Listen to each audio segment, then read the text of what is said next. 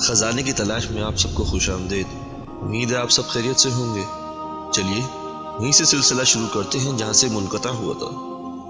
چلتے ہیں آج کی نئی قسط کی طرف، لیکن سب سے پہلے سمجھداروں کے لیے ایک اشارہ اور ایک یاد دہانی۔ جیسا کہ ہم نے پچھلی قسط میں سوچ کے ایک الگ زاویے کی طرف نشاندہی کی تھی اور ان سوالوں کی طرف اشارہ کیا تھا جن کے جوابات ہر کسی کی زندگی میں اہمیت رکھتے ہیں۔ کچھ سوالوں کے جواب، جیسا کہ ہم نے پہلے بتایا تھا کہ ہر انسان کو پہلے 2 سوالوں کے جواب تو مل ہی جاتے ہیں، لیکن آخری سوال کا جواب ہر ایک کو نہیں ملتا۔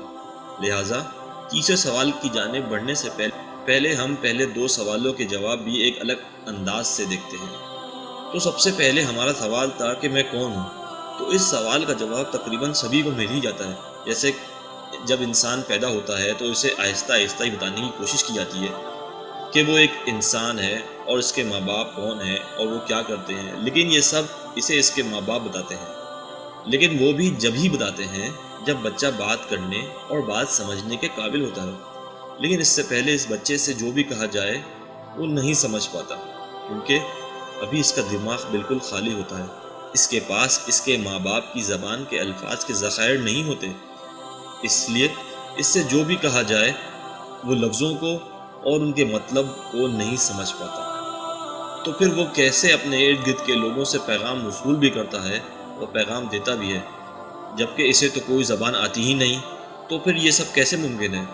جی ہاں ناظرین، ویسے تو کہتے ہیں خاموشی کی بھی ایک زبان ہوتی ہے، لیکن ہم یہاں کہیں گے کہ احساس ایک ایسی زبان ہے جس کی سمجھ بڑوں کو تو ہوتی ہی ہے، اور ساتھ ہی پیدائشی بچے کو بھی یہ احساس کی زبان سمجھ آتی ہے۔ اور یہ صرف انسانوں میں ہی نہیں بلکہ کم و بیش تقریباً تمام ہی وہ جاندار جو ایک جگہ سے دوسری جگہ حرکت کر سکتے ہیں، وہ اس دنیا میں جب پہلی بار آتے ہیں تو ان سب کو یہ احساس کی زبان اچھی طرح آتی ہے، اور یہ احساس ہوتا ہے کہ اسے بھوک لگی ہے، اسے کچھ تکلیف ہے، اور وہ اپنے ارد گرد موجود لوگوں کو اپنے رونے سے یہ احساس دلاتا ہے کہ اسے بھوک لگی ہے، یا اسے کوئی تکلیف ہے، یا اسے کوئی بے چینی ہے، اور اسی طرح وہ خوش ہو کر بھی یہ احساس دلاتا ہے کہ وہ مطمئن ہے اور اس کی ضروریات پوری ہو رہی ہیں۔ اور پھر اس کے ارد گرد کے موجود لوگ یہ سمجھ جاتے ہیں، اور پیغام رسانی کا یہ سلسلہ جو بچپن میں شروع ہوتا ہے وہ وقت کے ساتھ آہستہ آہستہ بڑھتا رہتا ہے، یہاں تک کہ بچہ بات کرنے اور بات سمجھنے کے قابل ہو جاتا ہے۔ لیکن بچہ وہی سب دیکھتا اور وہی سب کچھ سمجھتا ہے جو اس کے ارد گرد موجود لوگ سمجھاتے یا بتاتے ہیں یا اس کے سامنے کر رہے ہوتے ہیں۔ یعنی اگر اس کے ارد گرد موجود لوگوں کا علم کم ہو تو وہ کم ہی بات سمجھاتے یا بتاتے ہیں، اور اگر اس کے ارد گرد موجود لوگوں کا علم زیادہ ہو تو اس بچے کو زیادہ بات بتاتے اور سمجھاتے ہیں۔ یعنی ہم یہ کہہ سکتے ہیں کہ بہت سے لوگوں کے پاس جو علم ہوتا ہے یا جو معلومات ہوتی ہے وہ وہی ہوتی ہے جو وہ اپنے بڑوں سے سنتے یا سیکھتے ہیں، اور بہت ہی کم لوگ اس دنیا میں ایسے ہوتے ہیں جو اس علم کی تحقیق کرتے ہیں یا وہ اپنے اس سوال کا جواب خود تلاش کرتے ہیں۔ یہ بالکل ویسے ہی ہے جیسے اس چوزے کے ساتھ ہوا تھا جس کی کہانی ہم پہلے ہی سنا چکے ہیں، جس میں جب چوزے نے یہ سوال کیا تھا کہ وہ کون ہے تو اس کی ماں نے اسے یہ بتایا تھا کہ تم میرے چوزے ہو اور میں تمہاری ماں ہوں۔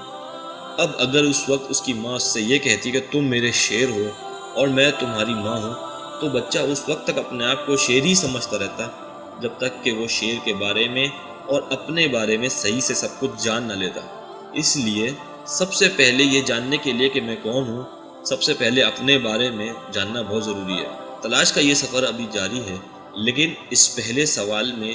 سوچ کا ایک الگ زاویہ جو آج ہم نے دیکھا ہے، ہم اس پر ابھی اتنا ہی بات کریں گے اور اس کی گہرائی ناظرین پر چھوڑ دیں گے کہ وہ کیا سمجھتے ہیں اس بارے میں کہ کیا کبھی واقعی انہوں نے اس سوال کا جواب خود تلاش کیا کہ وہ کون ہے، یا انہوں نے اسی پر انحصار کیا جو ان کے ارد گرد لوگوں نے بتایا۔ اپنی قیمتی آراء سے ہمیں ضرور آگاہ کیجیے گا اپنے کمنٹس کے ذریعے۔